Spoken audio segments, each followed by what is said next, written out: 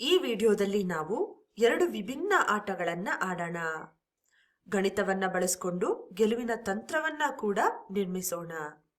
ನೀವು ಇದಕ್ಕಾಗಿ ಉತ್ಸುಕರಾಗಿದ್ದೀರಾ ಅಂತ ಭಾವಿಸ್ತೇನೆ. ಮೊದಲನೇ ಆಟವನ್ನ ಆಟ 21 ಅಂತ ಕರೆಯೋಣ. ಈ ಆಟದ ಪರಿಚಯವನ್ನ ಮಾಡ್ಕೊಳ್ಳೋಣ. ಈ ಆಟದ ನಿಯಮ ತುಂಬಾ ಸರಳ. ಇದರಲ್ಲಿ 2 ಆಟಗಾರರಿರ್ತಾರೆ. ಮೊದಲ ಆಟಗಾರ 1 ಅಥವಾ 2 ಅಥವಾ 3 ಅನ್ನುವ ಸಂಖ್ಯೆಯನ್ನ ಹೇಳ್ತಾನೆ.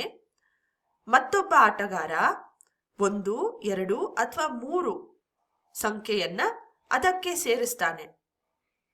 ಅಂದ್ರೆ ಬರೀ 1, 2 ಅಥವಾ 3 ಮಾತ್ರ ಸೇರಿಸ್ಬೇಕು. ಪ್ರತಿ ಸುತ್ತಿನ ನಂತರ ಮೊತ್ತವನ್ನ ಲೆಕ್ಕ ಮಾಡಲಾಗುತ್ತೆ. ಕೊನೆಯ ಸಂಖ್ಯೆಯನ್ನ ಸೇರಿಸಿ 21 ಅಂಕಗಳನ್ನ ಪಡೆದ ಆಟಗಾರ ಆಟವನ್ನ ಗೆಲ್ತಾನೆ. ಸಾಧ್ಯವಾದ್ರೆ ಒಬ್ಬ ಸ್ನೇಹಿತನ ಜೊತೆ ಈ ಆಟವನ್ನ ಆಡ್ಲಿಕ್ಕೆ ಪ್ರಯತ್ನಿಸಿ. ಒಂದು ವೇಳೆ ನಿಮಗೆ ಈ ಆಟದ ನಿಯಮ ಅರ್ಥ ಆಗಿಲ್ಲ ಅಂದ್ರೆ ಚಿಂತೆ ಬೇಡ. ನಾನು ಮಿಸ್ಟರ್ ಕಂಪ್ಯೂಟರ್ನ ಜೊತೆ ಈ ಆಟವನ್ನ ಆಡಿ ತೋರಿಸ್ತೇನೆ. ಮಿಸ್ಟರ್ ಕಂಪ್ಯೂಟರ್ ನಮಗೆ 1 ಅನ್ನುವ ಸಂಖ್ಯೆಯನ್ನ ಕೊಡುತ್ತೆ. ಈ ಟೇಬಲ್ನಲ್ಲಿ ಸಂಖ್ಯೆಗಳನ್ನ ನಿಭಾಯಿಸೋಣ.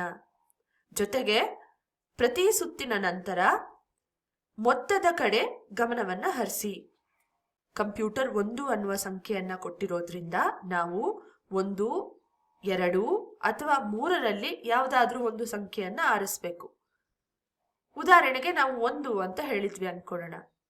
ಆಗ ಕಂಪ್ಯೂಟರ್ ಒಂದು ಆಯ್ಕೆಯನ್ನ ಮಾಡುತ್ತೆ. 3. ಈಗ ಮೊತ್ತ 5 ಆಗಿದೆ. ನಾವು ಮತ್ತೊಂದು ಸಂಖ್ಯೆಯನ್ನ ಆಯ್ಕೆ ಮಾಡೋಣ. ಈಗ ಕಂಪ್ಯೂಟರ್ನ ಸರದಿ. ಕಂಪ್ಯೂಟರ್ 3 ಆಯ್ಕೆ ಮಾಡಿದೆ. ಈಗ ಮೊತ್ತ 9 ಆಗಿದೆ.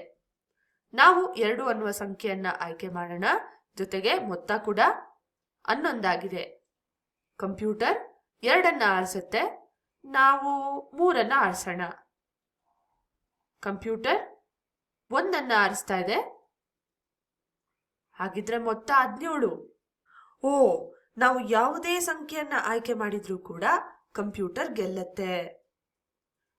ಒಂದ್ ವೇಳೆ ನಾವು 2 ಅನ್ನುವ ಸಂಖ್ಯೆಯನ್ನ ಆರಿಸ್ಕೊಂಡ್ರೆ ಕಂಪ್ಯೂಟರ್ 2 ಆರಿಸುತ್ತೆ. ಗೆಲುವು ಕಂಪ್ಯೂಟರ್ದೇ ಆಗಿರುತ್ತೆ.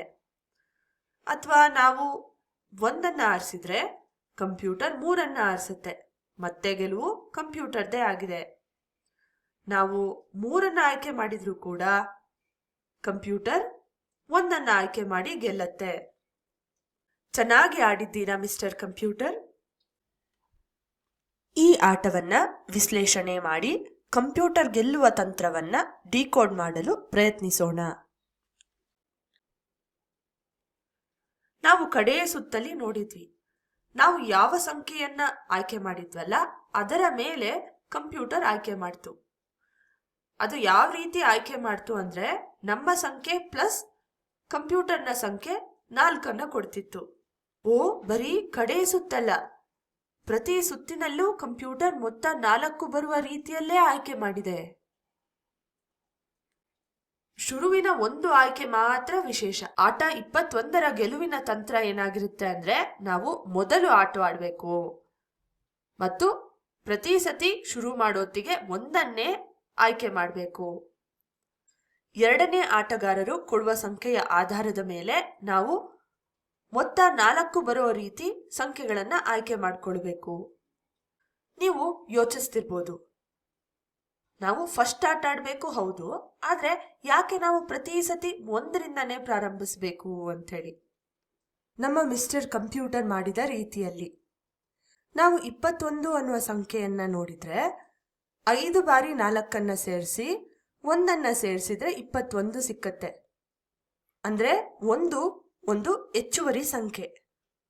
ಅದರ ನಂತರ ನಾವು ಮೊತ್ತ 4 ಬರುವ ರೀತಿಯಲ್ಲಿ ಆಯ್ಕೆಯನ್ನ ಮಾಡ್ತಾ ಹೋಗ್ಬೇಕು. ಅಂದ್ರೆ ಪ್ರತಿ ಹಂತದಲ್ಲೂ 2ನೇ ಆಟಗಾರನ ನಡೆ ಯಾವುದೇ ಇರ್ಬೋದು, ಅದು ನ್ಯೂಟ್ರಲೈಸ್ ಆಗಿಬಿಡುತ್ತೆ. 4 ಅನ್ನುವ ಸಂಖ್ಯೆಯನ್ನ ನಾವು ನೋಡಿದ್ರೆ ಅದನ್ನ 3 + 1 ಅಂತ ಬರಿಬೋದು. ಅಂದ್ರೆ ನಮ್ಮ ಆಯ್ಕೆಗಳಲ್ಲಿ 3 ಒಂದು ಗರಿಷ್ಠ ಸಂಖ್ಯೆ ಮತ್ತು 1 ಕನಿಷ್ಠ ಸಂಖ್ಯೆ. 4 2 + 2 ಅಂತ ಕೂಡ ಬರಿಬೋದು. ಈಗ ಮತ್ತೊಂದು ಆಟವನ್ನ ಮಿಸ್ಟರ್ ಕಂಪ್ಯೂಟರ್ನ ಜೊತೆ ಆಟ ಆಡೋಣ. ಆದ್ರೆ ಈ ಬಾರಿ ಈ ಎಲ್ಲ ಗೆಲುವಿನ ತಂತ್ರಗಳನ್ನ ನೆನ್ಪಿಟ್ಕೊಂಡು ನಾವು ಮೊದಲಿಗೆ ಆಟವನ್ನ ಶುರು ಮಾಡೋಣ. 1ರಿಂದಾನೇ ಶುರು ಮಾಡೋಣ. ಇದಕ್ಕೆ ಕಂಪ್ಯೂಟರ್ 3 ಅನ್ನುವ ಸಂಖ್ಯೆಯನ್ನ ಆಯ್ಕೆ ಮಾಡ್ತು. ಈಗ ಒಟ್ಟು ಮೊತ್ತ 4. ಕಂಪ್ಯೂಟರ್ನ ಆಯ್ಕೆಯ ಆಧಾರದ ಮೇಲೆ ನಾವು ಯಾವ ಸಂಖ್ಯೆಯನ್ನ 3ರ ಜೊತೆ ಕೂಡಿದ್ರೆ ನಮ್ಗೆ 4 ಸಿಕ್ಕತ್ತೆ? ಸರಿ, 1ಅನ್ನ ಆಯ್ಕೆ ಮಾಡೋಣ. ಇದಕ್ಕೆ ಕಂಪ್ಯೂಟರ್ ಏನ್ ಆಯ್ಕೆ ಮಾಡುತ್ತೆ ಅಂತ ನೋಡೋಣ. 2ಅನ್ನ ಆಯ್ಕೆ ಮಾಡಿದೆ. ನಾವು ಮೊತ್ತ 4 ಸಿಗಬೇಕು ಅಂದ್ರೆ ಮತ್ತೊಂದು 2ಅನ್ನ ಆಯ್ಕೆ ಮಾಡಬೇಕು. ಈಗ ಕಂಪ್ಯೂಟರ್ 3ಅನ್ನ ಆಯ್ಕೆ ಮಾಡ್ತು. ಈ ಬಾರಿ ನಾವು 1ಅನ್ನ ಆಯ್ಕೆ ಮಾಡೋಣ. ಇದಕ್ಕೆ ಕಂಪ್ಯೂಟರ್ ಏನನ್ನ ಆಯ್ಕೆ ಮಾಡುತ್ತೆ ನೋಡಿದ್ರೆ 2ಅನ್ನ ಆಯ್ಕೆ ಮಾಡ್ತು. ನಾವು ಮತ್ತೆ 2ಅನ್ನ ಆಯ್ಕೆ ಮಾಡೋಣ. ಈಗ ಮೊತ್ತ 17. ಈಗ ಕಂಪ್ಯೂಟರ್ ಯಾವುದೇ ಆಯ್ಕೆಯನ್ನ ಮಾಡಿದ್ರೂ ಕೂಡ ನಾವು ಗೆಲ್ತೀವಿ. ಯಾವ ಆಯ್ಕೆಯನ್ನ ಮಾಡುತ್ತೆ ಅಂತ ನೋಡೋಣ. 3ಅನ್ನ ಆಯ್ಕೆ ಮಾಡ್ಕೊಳ್ತು.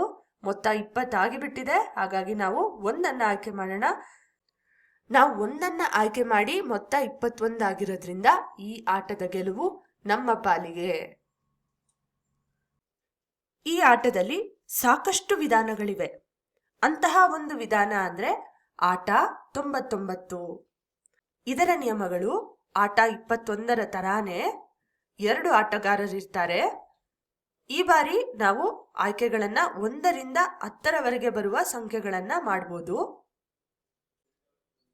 ಪ್ರತಿ ಸುತ್ತಿನ ನಂತರ ಮೊತ್ತವನ್ನ ಲೆಕ್ಕ ಮಾಡಲಾಗುತ್ತೆ ಮತ್ತು ಕೊನೆಯ ಸಂಖ್ಯೆಯನ್ನ ಸೇರಿಸಿ 99 ಅಂಕಗಳು ಪಡೆದ್ರೆ ಆ ಆಟಗಾರ ಗೆಲ್ತಾನೆ.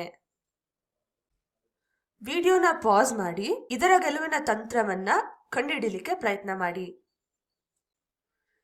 ಈ ಆಟದಲ್ಲಿ ನಮಗೆ ಅನುಮತಿ ಇರುವ ಸಂಖ್ಯೆಗಳು ಬಂದು 1ರಿಂದ 10ರವರೆಗೆ. ಹಾಗಾಗಿ ಮೊತ್ತ 4ಅನ್ನ ಇಲ್ಲಿ ಅನ್ವಯಿಸ್ಲಿಕ್ಕೆ ಆಗಲ್ಲ. ಬದಲಿಗೆ ಇದರದೇ ಆದ ಒಂದು ಮೊತ್ತ ಬೇರೆ ಇರುತ್ತೆ. ಮೊತ್ತ ಏನಾಗಿರ್ಬೋದು ಅಂತ ಯೋಚನೆ ಮಾಡಿ. ಅದು ಸರಿ, ಮೊತ್ತ 11. ಒಂದು ವಿಧಾನದಲ್ಲಿ ಇದನ್ನ ಅರ್ಥ ಮಾಡ್ಕೊಳ್ಬೇಕು ಅಂದ್ರೆ ನಮಗೆ ಅನುಮತಿ ಇರುವ ಸಂಖ್ಯೆಗಳಲ್ಲಿ ಕನಿಷ್ಠ ಮತ್ತು ಗರಿಷ್ಠವನ್ನ ಕೂಡಿದ್ರೆ ನಮಗೆ 11 ಸಿಕ್ಕತ್ತೆ. ಅಂದ್ರೆ 1 + 10 11. ಮತ್ತೊಂದು ವಿಧಾನದಲ್ಲಿ ಅರ್ಥ ಮಾಡ್ಕೊಳ್ಳೋದಾದ್ರೆ 99 ಸಿಕ್ಕಬೇಕು ಅಂದ್ರೆ ನಾವು 11ಅನ್ನ 9 ಬಾರಿ ಸಂಕಲನ ಮಾಡಬೇಕು.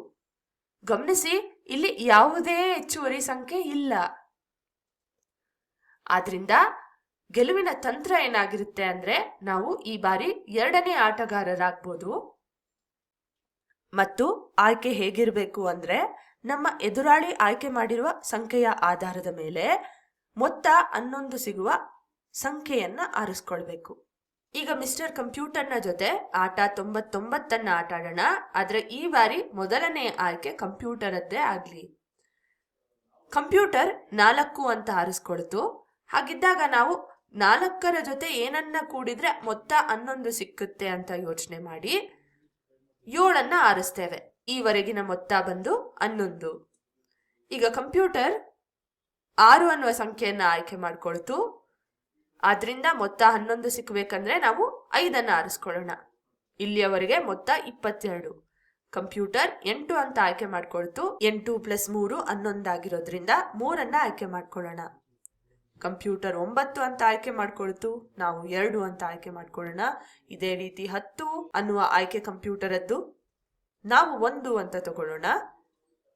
ಕಂಪ್ಯೂಟರ್ 7 ಅಂತ ಆಯ್ಕೆ ಮಾಡ್ಕೊಳ್ತು.